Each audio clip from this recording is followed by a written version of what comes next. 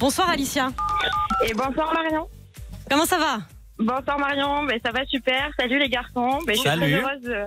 Salut. Merci de me donner l'opportunité de parler de la nature et de l'écologie. Ça fait hyper plaisir. Tu es la bienvenue parce que c'est vrai qu'on a vu, nous, pas mal de tes vidéos.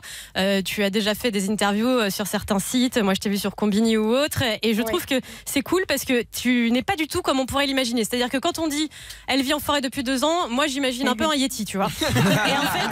Et en fait, Alicia, elle est hyper fraîche. Elle est jeune, elle est mignonne comme tout. Elle est propre sur elle. Tu vois, elle a la joie de vivre et tout. Mais on a forcément pas mal de questions à te poser, Alicia. Ah oui, allez-y. Bon, alors déjà, moi je voulais savoir, avant de prendre cette décision il y a 2 ans, tu faisais quoi dans la vie et quel a été le déclic surtout? Pourquoi tu t'es dit, ça y est, je pars en forêt? Ouais, alors c'est un changement radical. Hein. C'est vrai que moi j'ai toujours vécu en ville, donc j'étais accro au shopping, j'ai même été modèle photo, et puis je me suis rendu compte que j'étais dans un rythme où je travaillais beaucoup, j'avais pas beaucoup de temps pour moi, et puis j'étais en ville, hein, donc la pollution, la surconsommation, et j'ai eu envie d'une vie plus saine en fait et de me rapprocher de la nature. Ouais, c'est radical là. Ouais, c'est clair. J'ai vraiment eu besoin en fait de retrouver ce bonheur dans les choses simples parce que j'étais beaucoup dans le paraître et j'ai eu besoin de me retrouver moi en fait dans qui je suis vraiment, et voilà. Comment ça se passe du coup? Parce que tu es dans la forêt certes, mais qu'est-ce qui te sert de logement? Alors je vis dans une forêt de 5000 m². Oui. C'est un terrain que j'ai acheté, hein. Je suis dans le sud. Ah ouais. Et donc je vis dans un camion aménagé en fait, qui me sert de chambre. Donc c'est un camion qui peut bouger à tout moment, et j'ai une tente de réception qui est démontable et qui me sert pour à l'intérieur, il y a ma cuisine, il y a le salon, voilà. Donc j'ai quand même un minimum de confort. Mais tu es avec ton chéri? Oui. D'accord. Oui, Thibaut. Est-ce que vous avez donné un petit nom à ton camion? Non, mais il pourrait s'appeler Liberté, ça ferait bien. Oh, c'est beau. Mais alors attends, parce que toi du coup je comprends mieux, tu as acheté le terrain, donc là tout s'explique, mais sinon c'est autorisé, il ne faut pas des papiers pour squatter une forêt comme ça? Si par exemple moi demain je me dis je vais aller habiter dans une forêt, il faut que j'achète un terrain ou je peux y aller comme ça? Non, c'est pas à toi, c'est des propriétés privées. Ouais, il faut que j'achète. Voilà, le plus souvent c'est des propriétés privées, donc c'est vrai que c'est mieux d'acheter. En plus, souvent on trouve quand même des terrains pas trop chers. Oui. Et puis sinon on peut se rapprocher aussi d'éco-villages. En France ça se développe de plus en plus, il y a de plus en plus d'associations qui se font, donc même pour vivre en communauté ça peut être facile, plus facile pour se lancer quoi. Alicia, j'en parlais tout à l'heure, ma hantise là dans ton mode de vie c'est quand même la nuit, les animaux, les bruits, les insectes et tout. T'es pas trop emmerdé?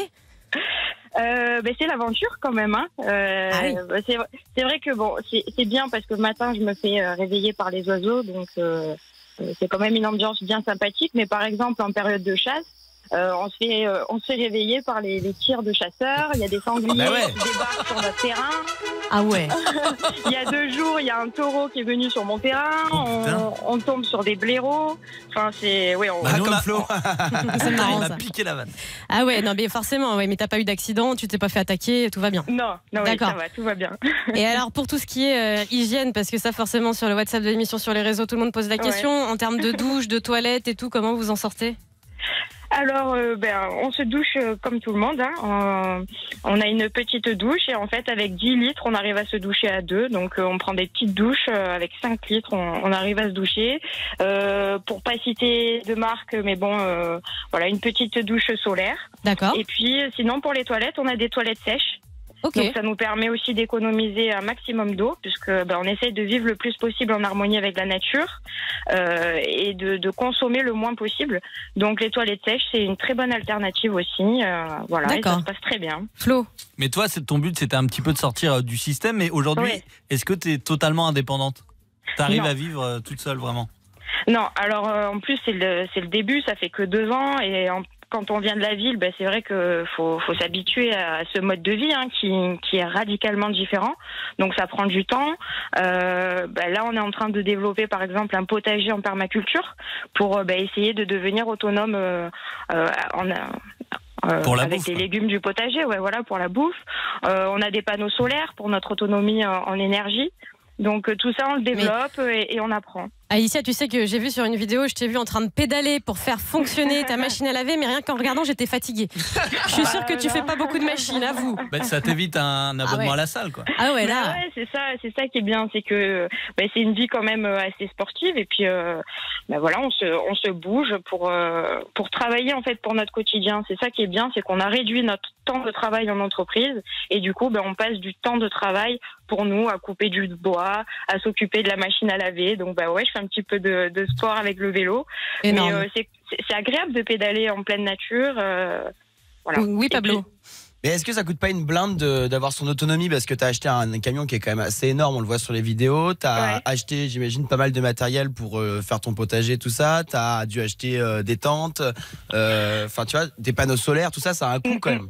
Oui, il faut quand même un minimum, c'est vrai. Mais après, on essaye de recycler un maximum de choses. Donc, tous les meubles, tout ce que j'ai pu récupérer, on a pu récupérer grâce à la famille. Après, c'est vrai que j'ai acheté mon terrain. Bon, je l'ai acheté 14 000 €. Donc, franchement, ça va. Mon camion, 5 000 €. Mais est-ce que tu as le permis du coup, camion? Mon chéri. D'accord. Mon chéri. Et du coup, franchement, on fait de sacrées économies parce qu'on paye plus de loyer, on paye plus de facture. J'ai gardé quand même mon téléphone parce que c'est important de garder le contact avec la famille, les amis. Et puis, j'ai envie de quand même garder Internet pour le partage parce que c'est hyper important, l'échange, le partage avec les autres. Et alors, est-ce que tu crois, Alicia, que ton terrain, il prend de la valeur là? Je pense, ouais. Bah oui. Attends, il est connu maintenant. Ouais, et puis en plus, on fait tout pour favoriser la biodiversité. On plante des arbres fruitiers, on plante des fleurs pour les abeilles. Voilà, on essaye de faire un maximum pour la nature. Sur le WhatsApp de l'émission, tout le monde est admiratif de ton mode de vie déjà. On nous dit cette dame est hyper courageuse et surtout, je crois qu'il n'y a pas plus écologique qu'elle. On devrait tous faire pareil. Bravo à elle. Alors là, Alicia, c'est vrai qu'on est en train de peindre un peu un tableau idyllique, mais il doit y avoir des galères. Ouais. Raconte-nous ta pire expérience, le truc le plus relou qui te soit arrivé dans la forêt. Le truc le plus relou, franchement, c'est que j'ai vécu pendant quasiment 2 ans là sans électricité. Ça fait pas longtemps que j'ai mes panneaux solaires. Donc, le plus relou, c'était la lumière le soir, parce que je faisais tout à la lampe torche. Et l'hiver, à 17h, quand il fait nuit, que tu dois cuisiner, te doucher et tout faire à la lampe torche, franchement, c'est pas évident. Donc, voilà. C'est une des plus grosses galères, c'est le manque d'électricité. Eh ben bravo en tout cas Alicia, parce que franchement c'est hyper cool. Oui Thibaut? En tout cas moi je sais pas si j'ai forcément envie de me rapprocher de la forêt, mais j'ai très envie de me rapprocher d'Alicia. Arrête. Elle a dit qu'elle avait un mec.